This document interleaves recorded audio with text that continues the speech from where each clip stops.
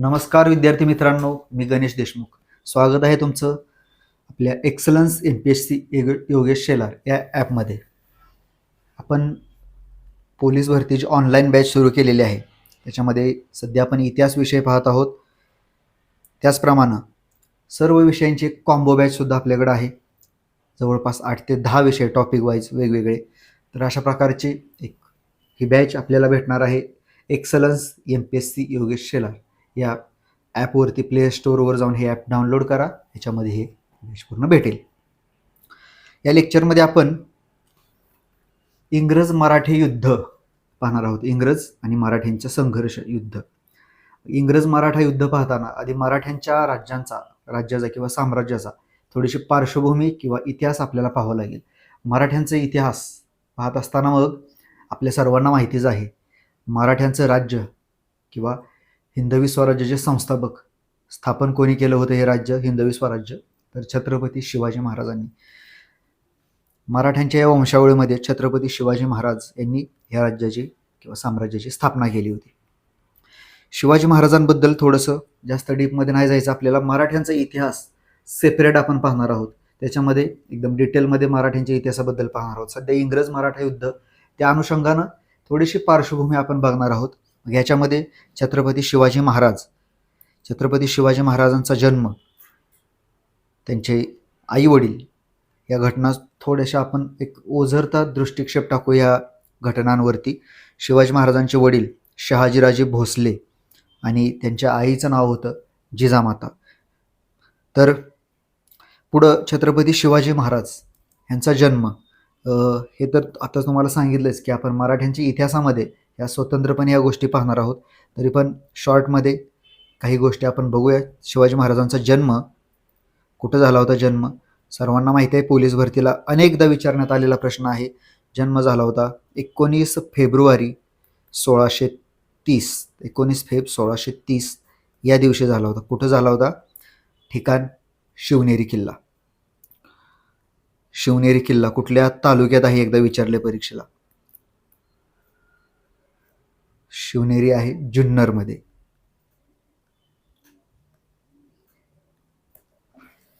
तर मग छत्रपती शिवाजी महाराज त्यांनी त्यांच्या बालपणामध्येच स्वराज्याच्या निर्मितीच्या कार्याला प्रारंभ केला होता.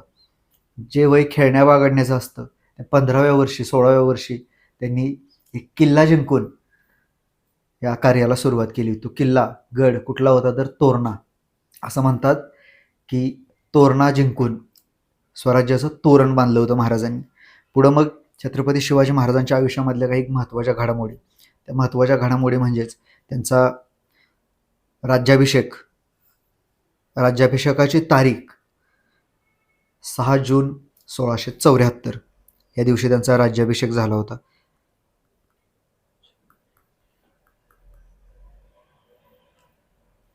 पहिली राजधानी खरं तर आधी राज्याभिषेकाच्या आधी आपण पाहूया. जिंकलेला पहिला किल्ला जो आहे तो होता तोरणा. आणि पहिली राजधानी जी आहे ती पहिली स्वराज्याची पहिली राजधानी कुठली असेल तर तो आहे राजगड. रायगड नाही, राजगड.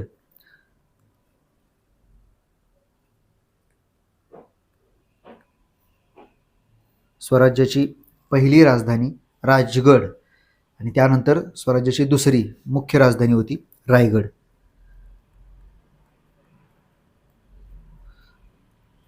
यांचा राज्याभिषेकाची तारीख आहे 6 जून 1674. आणखी एक शिवाजी महाराजांच्या आयुष्यामधला तारीख लक्षात ठेवण्यासारखं वर्ष वगैरे तर 1680 मध्ये महाराजांचं निधन झालं होतं. आपण ओझरता दृष्टिक्षेप टाकतोय, इंग्रज मराठा युद्ध बघतोय, डिटेलमध्ये नाही पाहत आहोत. जेव्हा आपण मराठ्यांचा इतिहास डिटेलमध्ये बघूया त्यावेळेस महाराजांवर 2-3 लेक्चर जातील, किमान 2-3 लेक्चर तरी. संभाजी महाराजांवर 2-3 लेक्चर जातील, शिवाजी महाराजांवर 3-4 लेक्चर जातील. तो भाग वेगळा असेल. सध्या फक्त एक ओझरता दृष्टिक्षेप टाकतोय आपण. तर अशा प्रकारे बघा, पुढं मग 6 वर्षांनी महाराजांचं निधन झालं होतं. 1680 मध्ये शिवाजी महाराजांचं निधन झालं होतं. यानंतर पुढं शिवाजी महाराजांच्या निधनानंतर मराठ्यांचे पुढचे दुसरे छत्रपती म्हणून ज्यांनी गादी हाती घेतली होती, ज्यांना गादी मिळाली होती, ते म्हणजेच संभाजी महाराज. संभाजी महाराजांचा जन्म 14 मे 1657 झाला. कुठं झाला होता त्यांचा जन्म? तर पुरंदर किल्ल्यावर झाला होता. जन्म संभाजी महाराजांचा 14 मे 1657.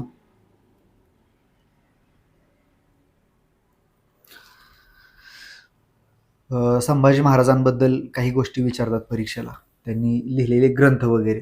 तर संभाजी महाराजांचा ग्रंथ होता बुधभूषण, सगळ्यात महत्त्वाचा संस्कृतमधला ग्रंथ होता हा, बुधभूषणम किंवा बुधभूषण. ग्रंथाचं नाव सांगितलं मी, बुधभूषण. यानंतर संभाजी महाराजांनंतर म्हणजेच 1689 साली संभाजी महाराजांना फितुरीमुळं पकडले होतं. त्यांचेच नातेवाईक असणाऱ्या कनोजी शिर्के यांनी कोकणातील संगमेश्वर या ठिकाणी पकडून दिलं होतं. त्याच्यानंतर पुढच्या कालावधीमध्ये संभाजी महाराजांना पकडल्यानंतर 11 मार्च 1689 त्यांची अतिशय दुर्दैवी हत्या झाली होती. आणि यानंतर पुढील कालावधीमध्ये मग मराठ्यांचा राजधानीचा प्रदेश असणारा, किल्ला असणारा रायगडसुद्धा, रायगडचा किल्लेदार सूर्याजी पिसाळ यानं फितुरीनं त्याचे दरवाजेही उघडले आणि मग हा रायगडसुद्धा या मुघलांच्या ताब्यात पुढच्या कालावधीमध्ये गेला होता. यानंतरच्या कालावधीमध्ये पुढं मग रायगड मुघलांच्या ताब्यात जाण्याआधीच छत्रपती संभाजी महाराजांची पत्नी असणाऱ्या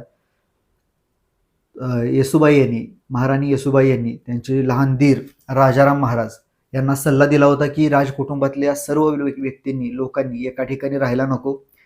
त्यांना मग ज्यावेळेस शिवाजी महाराजांनी दक्षिण दिग्विजय केला होता, दुसरी मोहीम दक्षिणेत केली होती, त्यावेळेस सध्याच्या तमिळनाडूमध्ये असणारा प्रदेश जिंजीचा किल्ला जिंकला होता.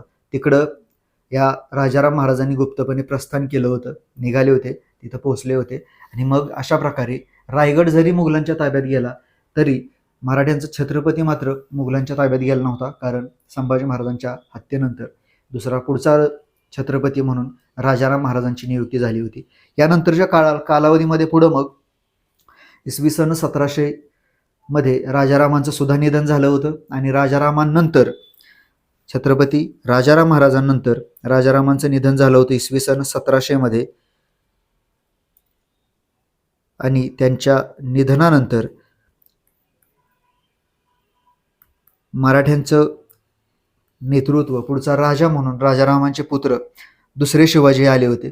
आणि या दुसऱ्या शिवाजींच्या वतीनं कारभार मात्र राजारामांची पत्नी महाराणी ताराबाई बघत होत्या. 1700 पासून ते 1707 पर्यंत या महाराणी ताराबाईंनी दिल्लीचा बादशाह असणाऱ्या औरंगजेबाला झुंजवत ठेवलं होतं या ठिकाणी. आणि ताराराणींना, महाराणी ताराबाईंना साथ दिली होती 2 मराठ्यांच्या सरदारांनी. त्याच्यामध्ये महत्त्वाची नावं मग राजाराम महाराजांना साथ देणारे 2 लोक, संताजी घोरपडे आणि धनाजी जाधव. आणि मग अशा प्रकारे ह्या त्या मुघल बादशाह औरंगजेबाची अत्यंत वाईट अवस्था झाली होती. त्यानं स्वतःची राजधानी सोडून म्हणजेच दिल्ली सोडून जवळपास 25 वर्ष तो शह देत होता. म्हणजे 1700 पर्यंत 20 वर्ष तरी झाली, 21 वर्ष, 82 मध्ये तो निघाला होता, 20 वर्ष झाली.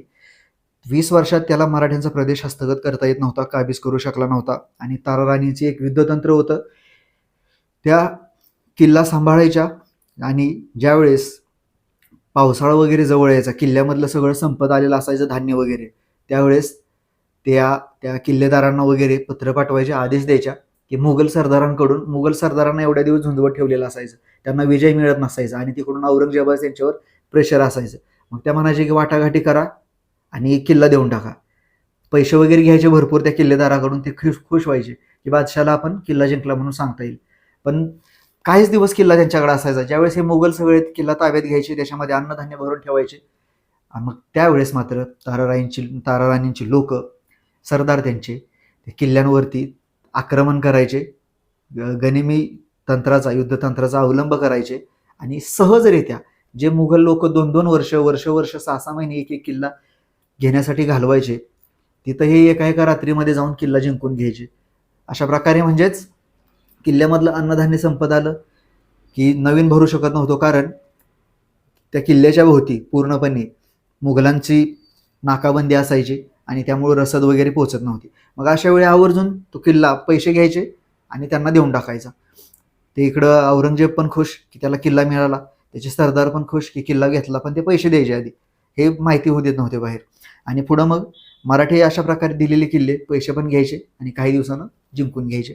त्या दिल्लीच्या बादशाची म्हणजे औरंगजेबाची अतिशय वाईट अवस्था झालेली, दयनीय अवस्था. त्याच्यावर संताजींनी आणि धनाजींनी हल्ला केला होता एकदा छावणीवरती. त्याच्या छावणीवरती हल्ला केल्यानंतर तंबूचं कळस, सोन्याचा होता कळस, तो कापून घेऊन आले होते. प्लॅन होता औरंगजेबाला मारण्याचा, ठार करण्याचा, पण असं इतिहासकार म्हणतात की मध्यरात्रीच्या वेळेस तो त्याच्या तंबूत नव्हता, तर त्याच्या मुलीच्या तंबूमध्ये एक बैठक भरली होती आणि पुढील दिवसाच्या रणनीतीविषयक चर्चा वगैरे त्याच्यामध्ये नियोजन होणार होतं, तर त्या ठिकाणी होता तो, त्यामुळे हा हाताला लागला नव्हता. या इतिहासकार ह्या महाराणी ताराबाईंबद्दल बोलतात की दिल्ली झाली दिनवाणी, दिल्लीशाचे पळाले पाणी, रणी अवतरली महाराणी ताराराणी. तर अशा प्रकारे ह्या ताराराणींनी पुढील काही कालावधीमध्ये संघर्ष केला. 1707 मध्ये मग इथंच याच महाराष्ट्राच्या मातीमध्ये दिल्लीच्या बादशहानं शेवटचा श्वास घेतला होता, त्याचं निधन झालं होतं. महाराष्ट्र जिंकण्यासाठी आलेला, मराठ्यांचा प्रदेश जिंकण्यासाठी आलेला औरंगजेब आयुष्याच्या शेवटच्या श्वासापर्यंत मराठ्यांचा प्रदेश जिंकू शकला नव्हता. पुढील कालावधीमध्ये मग त्याच्या मुलांमध्ये वारशावरून युद्ध सुरू झालं, संघर्ष सुरू झालं. मुघलांची ती परंपराच होती. आणि पुढील कालावधीमध्ये मग या मुघलांचा म्हणजे औरंगजेबाचा मुलगा बहादूरशाह जफर हा सत्तेवर आला होता. बहादूरशाह जफर पहिला, बहादूरशाह पहिला. या बहादूरशाह पहिल्यानं छत्रपती संभाजी महाराजांच्या ज्या फॅमिलीला, कुटुंबाला कैद केलं होतं, त्यातील मग शाहूंना सोडून दिलं. संभाजी महाराजांचा मुलगा शाहू महाराज थोरले किंवा मोठे, सातारा शाखेचे संस्थापक, त्यांना सोडून दिलं होतं. 1707 मध्ये सुटका झाली यांची. कुठून झाली सुटका? तर औरंगजेबाच्या मुलानं त्यांची सुटका केली होती कैदेतून. आणि मग सुटकेनंतर पुढील कालावधीमध्ये त्याची इच्छा होती किंवा त्याचा प्लॅन होता की मराठ्यांमध्ये भांडण लागेल, सत्तेचा संघर्ष ह्यांच्यामध्ये पण निर्माण होईल. सत्तेसाठी 2 गट पडतील. एक असेल शाहूंचा गट, म्हणजे संभाजी महाराजांचा मुलगा थोरले शाहू ज्यांना आपण म्हणू शकतो, आणि दुसरा असेल ऑलरेडी सत्तेवर असणारे दुसरे शिवाजी म्हणजेच राजारामांचा मुलगा, ज्यांच्या वतीनं ताराराणी कारभार बघत होत्या, तो गट. ह्यांच्यामध्ये युद्ध होतील, मराठे कुंकवत होतील आणि काही दिवसांनी मराठ्यांचा प्रदेश हा बहादूरशाहला गिळंकृत करता येईल. झालंही असंच, गट पडले 2, पण त्याचं स्वप्न मात्र स्वप्नच राहिलं, मराठ्यांचा प्रदेश गिळंकृत करण्याचं. ह्यांच्या सुटकेनंतर ह्यांनी ताराराणींना म्हणजे ताराराणींना शाहूने पत्र पाठवले आणि सांगितलं की सत्तेचे खरे वारस आम्ही आहोत. म्हणजे त्यांनी स्वतःबद्दल त्यावेळेस सरदार घराण्यांमध्ये, राजांच्या घराण्यांमध्ये लहान मुलं देखील स्वतःला आदरार्थी बहुवचन वापरायचे, आहोजावो करायचे. सत्तेचे खरे वारस आम्ही आहोत आणि त्यामुळे सत्ता आम्हाला सोपवावी. पण ताराराणींनी या गोष्टीला विरोध केला. त्यांचं मत होतं की परंपरेनुसार, प्रथेनुसार, परंपरा आणि प्रथा का इथं शब्द वापरला तर पूर्वी प्रथा असायची. पूर्वीच्या काळामध्ये ती प्रथा म्हणजे राजाचा किंवा सरदाराचा जो मोठा मुलगा असायचा, थोरला मुलगा, तो प्रथेनुसार त्या गादीवरती यायचा, त्या अधिकारावरती यायचा. ते अधिकार जे असायचे त्या सरदाराचे किंवा राजाचे, ते सगळे त्याच्या मोठ्या मुलाला जायचे, हस्तगत व्हायचे परंपरेनुसार, प्रथेनुसार. त्यामुळं ताराराणींनी विरोध केला. त्यांचं मत होतं की प्रथेनुसार, परंपरेनुसार तुम्ही असाल राज्याचे खरे वारस, पण संभाजी महाराजांच्या मृत्यूनंतर आणि तुम्हाला कैद केल्यानंतर जो कालावधी आहे, तो या कालावधीमध्ये मराठी राज्याचं संरक्षण मी केले. त्यामुळे त्यांनी विरोध केला. मग ह्यांच्यामध्ये एक लढाई झाली होती, त्याला म्हणतात खेडची लढाई. 1707 मध्ये खेडची लढाई झाली होती. कोणामध्ये झाली खेडची लढाई? तर संभाजी महाराजांचे पुत्र शाहू थोरले आणि त्यांची काकू ताराराणी किंवा ताराबाई विरुद्ध शाहू यांच्यामध्ये खेड या ठिकाणी एक लढाई झाली. आणि ह्या लढाईमध्ये, खेडच्या लढाईमध्ये शाहू जिंकले, ताराराणींचा पराभव झाला. ह्यांच्या विजयामध्ये सगळ्यात महत्त्वाचा वाटा कोणाचा असेल शाहूंच्या विजयामध्ये? तर तो आहे बाळाजी विश्वनाथ नावाच्या व्यक्तीचा. बाळाजी विश्वनाथ कोण होता? बाळाजी विश्वनाथ, तर बाळाजी विश्वनाथ, पूर्ण नाव त्याचं बाळाजी विश्वनाथ भट, कोकणातील श्रीवर्धन या ठिकाणचा हा मूळचा व्यक्ती होता. आणि हा एक्झॅक्ट हा होता कोण, तर मराठ्यांचे म्हणजेच ताराराणींचे जे सेनापती होते धनाजी जाधव, त्या धनाजी जाधवांचा कारकून होता बाळाजी विश्वनाथ. तर या बाळाजी विश्वनाथनं छत्रपती शाहूंना गादी मिळवून देण्यामध्ये महत्त्वाचं त्यांचं योगदान आहे. मदत केली त्यानं. एक्झॅक्ट कशी मदत केली, तर ह्यानं स्वतःचे जे त्याचे वरचे अधिकारी आहेत, त्याचे काय म्हणता येईल सेनापती, ज्यांच्याकडे काम करायचा मालक बाळाजी विश्वनाथ, ते धनाजी जाधव, धनाजी जाधवांना फोडलं. धनाजी जाधवांना पटवून दिलं की राज्याचे खरे वारस हे छत्रपती शाहू आहेत आणि त्यांनाच ही गादी मिळायला पाहिजे. कारण संभाजी महाराजांचं बलिदान, त्याग त्या कालावधीमध्ये, त्या काळामध्ये सर्वांच्या मनावर एक खूप मोठी छाप सोडली होती ह्या घटनेनं, संभाजी महाराजांच्या बलिदानानं. आणि इमोशनल होते बऱ्यापैकी सगळे त्यावेळेस. आणि त्यामुळं ह्या धनाजी जाधवांना देखील बाळाजी विश्वनाथचं म्हणणं पटलं होतं. आणि धनाजी जाधवांनी सेनापती असणाऱ्या, ताराराणींचे सेनापती असणाऱ्या धनाजी जाधवांनी ताराराणींची साथ सोडली, त्यांची बाजू सोडली आणि शाहूंना येऊन मिळाली होती. आणि मग अशा प्रकारे सेनापतीच फुटला होता. मग सेनापती फुटल्यानंतर जे उरलं सुरलं सैन्य राहिलं होतं, त्याच्या जेव्हावर ताराराणींनी संघर्ष केला, पण त्यांचा पराभव झाला. कुठं झाली होती लढाई, तर खेडमध्ये झाली होती 1707 मग पुढील कालावधीमध्ये ही लढाई झाली. आणि 1708 सन 1708 तुम्हाला परीक्षेत प्रश्न विचारला यावरती. ह्या गोष्टी PPT नसणार आहेत, ह्या इथं जे लिहितोय मी वरती ते तुम्हाला लिहून घ्यायचे आहेत. किंवा मग मराठ्यांचा इतिहास ज्यावेळेस सुरू होईल लेक्चर आपली, त्याच्यातून तुम्ही ते PPT घेऊ शकता. सध्या तुम्ही ह्या गोष्टी लिहून घेऊ शकता कुठंतरी. 1708 या शाहू महाराजांनी, हे शाहू म्हणजे इकडचे शाहू आहेत, हे शाहू नाहीत, हे शाहू कोल्हापूरचे शाहू आहेत, यांचा या ठिकाणी संबंध नाही. हे नंतरचं हे जे शाहू आहेत ते शाहू महाराज थोरले सातारा शाखा.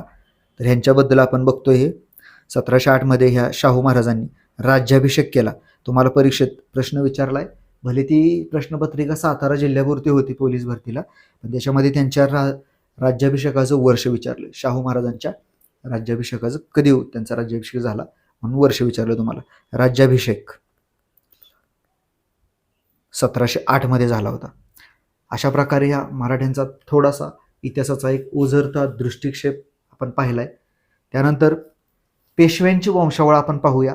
आणि ह्या पेशव्यांच्या वंशावळीमध्ये पेशवे, एक पहिला पेशवा तर पाहिला आपण बाळाजी विश्वनाथ.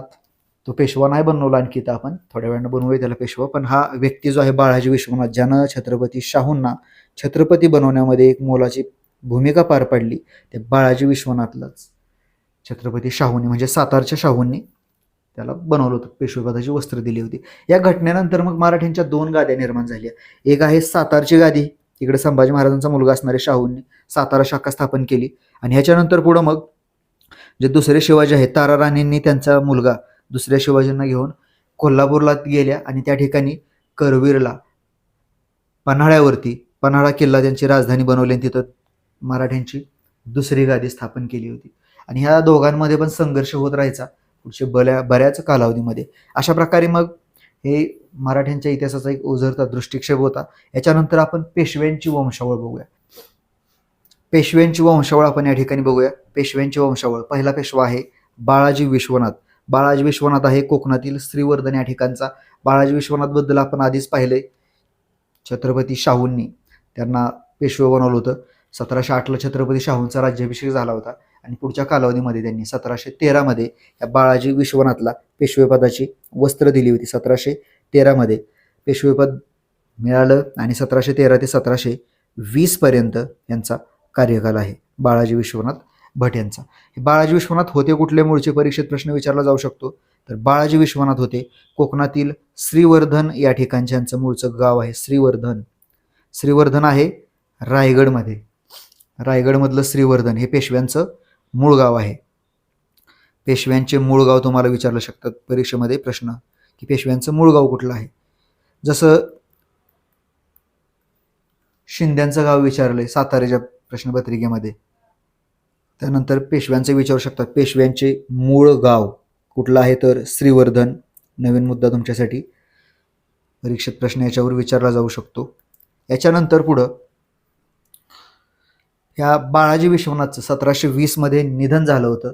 आणि त्यांच्या निधनानंतर त्यांच्या थोरल्या मुलाला म्हणजेच पहिला बाजीराव, त्यांनाच राऊ म्हटलं जायचं पहिल्या बाजीरावालाच, तर ह्या पहिल्या बाजीरावाला म्हणजेच राऊंना पेशवेपदाची वस्त्र छत्रपती शाहूंनी दिली होती, म्हणजेच पेशवा म्हणून त्यांची नियुक्ती झाली होती. बाळाजी विश्वनाथला 2 मुलं होती. थोरला आत्ता पाहिला पण, जो की दुसरा पेशवा झालाय, पहिला बाजीराव किंवा राऊ म्हटलं जायचं, आणि त्यांचा भाऊ, त्याचं नाव होतं चिमाजी अप्पा. तर या ठिकाणी पुढं या पहिल्या बाजीरावाचा जो कालावधी आहे, कालखंड आहे, तो आहे 1720 ते 1740. आपल्याला प्रत्येक पेशव्याबद्दल डिटेलमध्ये थोडी माहिती बघायची आहे, ती ह्या वंशावळीनंतर आपण बघूया. सध्या फक्त एक वंशवेल बघूया ह्यांची, याच्यानंतर एक ट्रिक बनवूया ह्यांची, कारण परीक्षेत तुम्हाला 2-3 वेळा प्रश्न विचारलाय पेशव्यांचा क्रम ओळखा म्हणून. क्रम ओळखायचा आहे तर मग ट्रिक पाहिजे काहीतरी, असंच क्रम नाही ओळखता येणार. याच्यानंतर पुढं ह्या 1740 पहिल्या बाजीरावाचा मृत्यू झाला. त्यांच्या निधनानंतर मग पुढचा पेशवा कोण बनला, तर या पहिल्या बाजीरावाचा मुलगा, त्याचं नाव होतं, अर्ध आजोबाचं नाव, अर्ध वडिलांचं नाव बाळाजी बाजीराव. आणि यांचं बाळाजी बाजीराव जरी खरं नाव असलं तरी इतिहासामध्ये हे बाळाजी बाजीराव नानासाहेब या नावानंच जास्त प्रसिद्ध होते, नानासाहेब. तर मग या नानासाहेबाचा कालावधी, कालखंड यांचा जो आहे तो 1740 ते 1761 पर्यंत, पानिपतच्या युद्धापर्यंत. 1740 ते 1761 पानिपतचं जे युद्ध झालं होतं त्या पानिपतच्या युद्धापर्यंत यांचा कालावधी आहे. कधी झालं होतं पानिपतचं युद्ध?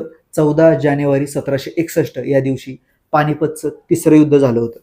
तर यानंतर पुढं ह्या बाळाजी बाजीरावनंतर त्यांचा पुढचा सक्सेसर, उत्तराधिकारी जो आहे तो त्यांचाच मुलगा.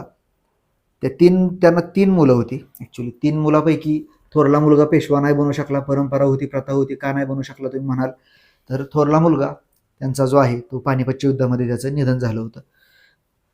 याच्यानंतर पुढं ह्या बाळाजी बाजीरावांना म्हणजेच नानासाहेबाला एक भाऊ पण होतं, त्याचं नाव होतं रघुनाथराव, किंवा ह्याला राघोबा दादा पण म्हणायचे, राघोबा दादा.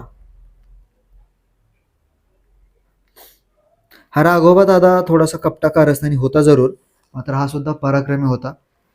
8 के पार झेंडे या राघोबा दादानंच फडकवली होती 1758 पोलीस भरतीला याच्यावर सुद्धा प्रश्न विचारून गेलेला आहे.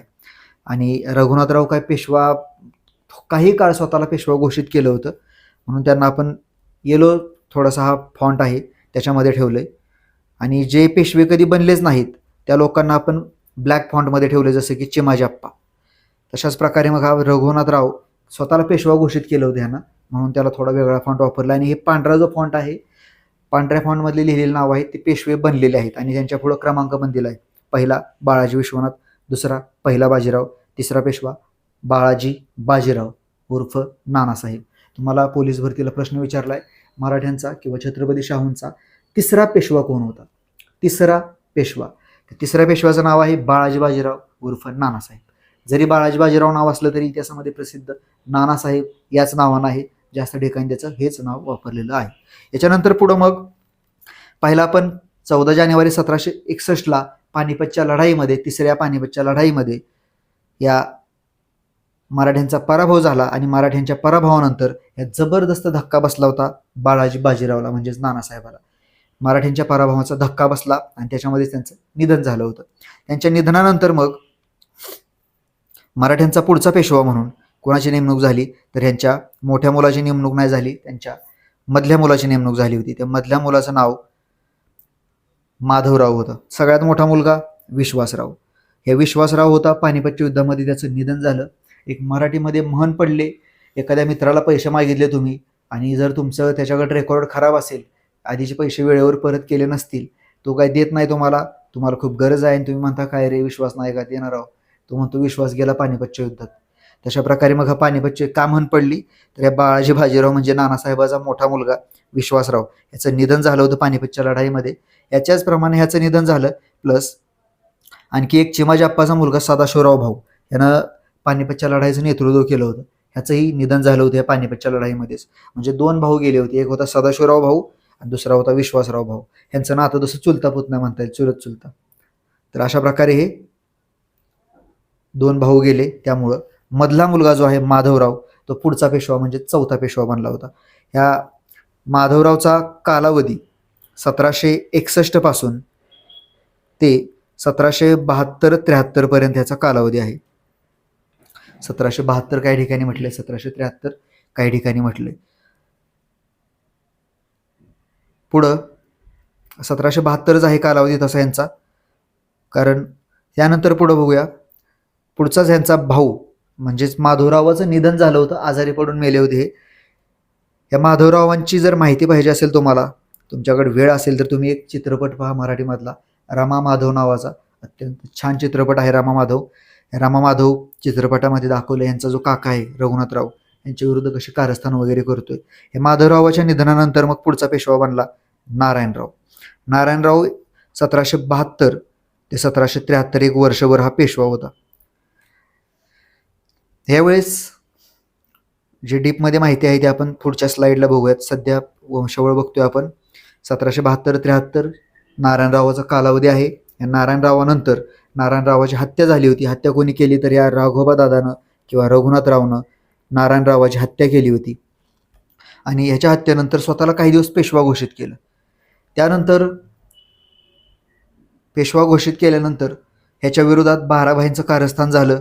त्या बाराभाईंच्या कारस्थानानंतर पुढे जाऊन मग त्या बाजीरावाला पदावरून काढलं होतं आणि नारायणरावाची पत्नी ज्यावेळेस नारायणरावाचं निधन झालं होतं त्यावेळेस गरोदर होती आणि मग ह्या नारायणरावाच्या पत्नीचा सांभाळ बाराभाई मंडळानं केला होता आणि नंतर तिची ज्यावेळेस डिलिव्हरी झाली त्यावेळेस तिचा मुलगा असणारा सवाई माधवराव, त्यालाही 2-3 नावं आहेत इतिहासामध्ये, त्यालाच म्हणतात माधव नारायण, सवाई माधवराव किंवा माधव नारायण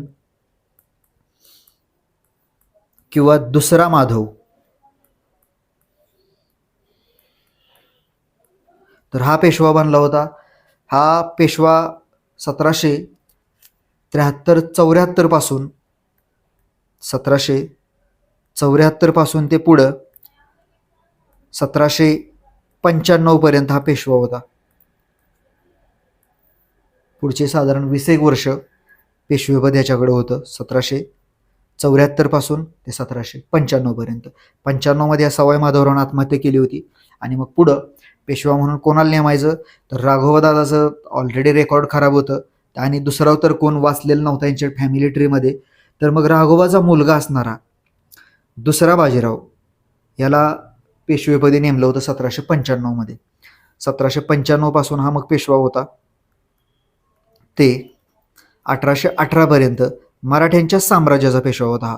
आणि 1818 नंतर तो मरेपर्यंत मग 1853 पर्यंत मात्र पेशवा म्हणून घ्यायचा स्वतःला, पण बिठूरमध्ये पाठवलं त्याला इंग्रजांनी पराभूत करून, तिकडं होता तो. अशा प्रकारे पेशव्यांची वंशावळ आहे. राघोबाला 2 मुलं होती. हा अमृतराव जो आहे, अमृतराव दत्तक घेतलेला होता आणि स्वतःचा नंतर मग मुलगा दुसरा बाजीराव झालेला, याला पेशवेपद मिळालं होतं. अशा प्रकारे यानंतर पुढं आपण दुसऱ्या बाजीरावाचा जो मुलगा आहे त्याचं नाव आहे नानासाहेब. तो पुढचा पेशवा, कानपूरच्या गादीचा वगैरे पेशवा म्हणता येईल, साम्राज्याचा पेशवा नाही म्हणता येणार ह्याला. मग ह्या नानासाहेबाचं एक नाव होतं आणखीन. ह्याला लहानपणी दत्तक घेतलेलं होतं दुसऱ्या बाजीरावानं. त्याचं लहानपणीचं नाव जे आहे ह्या नानासाहेबाचं ते आहे धोंडूपंत. धोंडूपंत सुद्धा रायगडमधील वेणू या ठिकाणी त्याचं मूळची फॅमिली होती. तर अशा प्रकारे हे नानासाहेब पेशवा 1857च्या उठावाच्या दरम्यानचा आहे. 1857 मध्ये 1862 मध्ये वगैरे त्याचं निधन झालं म्हणतात किंवा तो गायब झाला, नेपाळला निघून गेला, तिथंच निधन झालं. अशा प्रकारे थ्योरी आहे. ही थ्योरी आपण नंतर बघूया. सध्या बघा आपल्याला ह्यांचा कालावधी आणि थोडीशी फॅमिली ट्री परत एकदा आपण लक्ष देऊ ह्याच्यावरती, थोडीशी फॅमिली ट्रीकडं. तर बघा पहिल्यापासून ही फॅमिली ट्री ॲनिमेशनच्या माध्यमातून आपण पाहूयात. पहिला व्यक्ती पेशव्यांच्या वंशावळीमधला बाळाजी विश्वनाथ आहे. त्याचा कालावधीवरती लिहिला 1713 ते 1720. मूळचा आहे श्रीवर्धन, पेशव्यांचं मूळ गाव आहे रायगड जिल्ह्यामधलं. ह्याच्यानंतर पुढचा पेशवा बनला आहे पहिला बाजीराव. पहिला बाजीरावात त्यालाच नाव आहे दुसरं, राऊ म्हणतात त्याला, राऊ. पहिल्या बाजीरावाचं नाव आहे राऊ, म्हणजे टोपण नाव, त्याला राऊ म्हणायचे घरामध्ये. त्याची आई म्हणायची खास करून राऊ आणि चिमाजाप्पा राऊ म्हणायचं त्याला. ह्याच्यानंतर पुढं त्याचा कालावधी 1720 ते 1740 हा आहे पहिल्या बाजीरावाचा कालावधी. 1740 यांचं निधन झालं. त्याच्या निधनानंतर त्याचा मोठा मुलगा बाळाजी बाजीराव म्हणजेच नानासाहेब पेशवा झाला होता. बाळाजी बाजीरावचा जो कालावधी आहे तो 1740 ते 1761 आहे. याच्यानंतर पुढचा बाळाजी बाजीरावाला भाऊ होता रघुनाथराव रघुवतदादा. यानंतर पुढं पहिल्या बाजीरावाचं निधन झालं बाजीरावचं निधन झालं 1761 पानिपतच्या लढाईच्या धक्क्याने त्याचं निधन झालं होतं. आणि त्याच्या निधनानंतर पुढचा पेशवा जो आहे तो त्याचा मधला मुलगा म्हणजेच माधवराव बनला होता. कारण पहिला पेशवा पण काय झालं होतं, त्याचं पानिपतच्या युद्धामध्ये त्याचं निधन झालं होतं विश्वासरावचं, त्यामुळे तो पेशवा बनू नाही शकला. पुढचा माधवरावचा कालावधी 1761 ते 1773 1772 नाही तर 1772. आणि नारायणराव 1772-73 एक वर्षभराचा कालावधी होता याच्याकडे नारायणरावकडे. या नारायणराव म्हणजे 5व्या पेशव्याची हत्या. नारायणराव कितवा पेशवा होता तर 5वा पेशवा. त्याची हत्या केली होती रघुनाथराव म्हणजेच त्याच्या काकानं. रघुनाथराव कोण होता? नारायणचा काका राघोबा दादा यांना हत्या केली होती. ह्याच्यानंतर पुढचा पेशवा नारायणराव नंतर नारायणचा मुलगा सवाई माधवराव. सवाई माधवराव जन्माला आल्यानंतर एवढा सुदैवी प्राणी होता हा. काही महिन्यांमध्ये त्याला पेशवा घोषित केलं आणि ज्या पेशवेपदासाठी लढाई झाली, खून झाले, असं पेशवेपद ह्या सवाई माधवरावला काही न करताच प्राप्त झालं होतं. पुढचा आहे या सवाई माधवराव नंतर दुसरा बाजीराव पेशवा 1795 बनला. 1818 मराठ्यांचं साम्राज्य अस्त झालं. त्या कालावधीपर्यंत हा पेशवा होता. पुढं मग 1818 पासून ते पुढं पेशवा म्हणून घ्यायचा, पण मात्र ते एका गादीचा पेशवा, फक्त गादीचा प्रमुख होता. ते म्हणजे बिठूर ब्रह्मवर्तमध्ये त्याला सध्याचं बनारस किंवा वाराणसी आपण म्हणू शकतो, जे आसपासचा प्रदेश, त्याच्या अलीकडं कानपूर आहे, तर त्या कानपूरचा, उत्तर प्रदेशची राजधानी आहे ना कानपूर की लखनौ आहे. तुमच्यासाठी प्रश्न कमेंटमध्ये उत्तर द्यायचं, कानपूर आहे की लखनौ आहे. तर ह्या दुसऱ्या बाजीरावाला कानपूरला पाठवलं होतं. बिठूर किंवा ब्रह्मवर्त त्या कानपूरमध्ये एक भाग होता आणि बिठूरचं किंवा ब्रह्मवर्तची राजधानी त्यानंतर कानपूर बनवली होती. यानंतर पुढं मराठ्यांच्या या पेशव्यांची एक आपण ट्रिक बनवूया आणि त्यानंतर प्रत्येक पेशव्याच्या कालावधीमध्ये काही काही महत्त्वाच्या घडामोडी घडल्या त्या सुद्धा आपण डिटेलमध्ये बघूयात. तर अशा प्रकारे मग या ठिकाणी व्हिडिओची जी वेळ मर्यादा आहे ती खूपच जास्त वाढत चालली, लांबी वाढत चालली. थोड्या वेळाने तुम्हाला बोर होऊ शकतं, त्यापेक्षा हा भाग इथंच थांबवूया आणि पेशव्यांची ट्रिक पुढच्या लेक्चरमध्ये आपण बघूया. धन्यवाद, भेटूया पुढील लेक्चरमध्ये.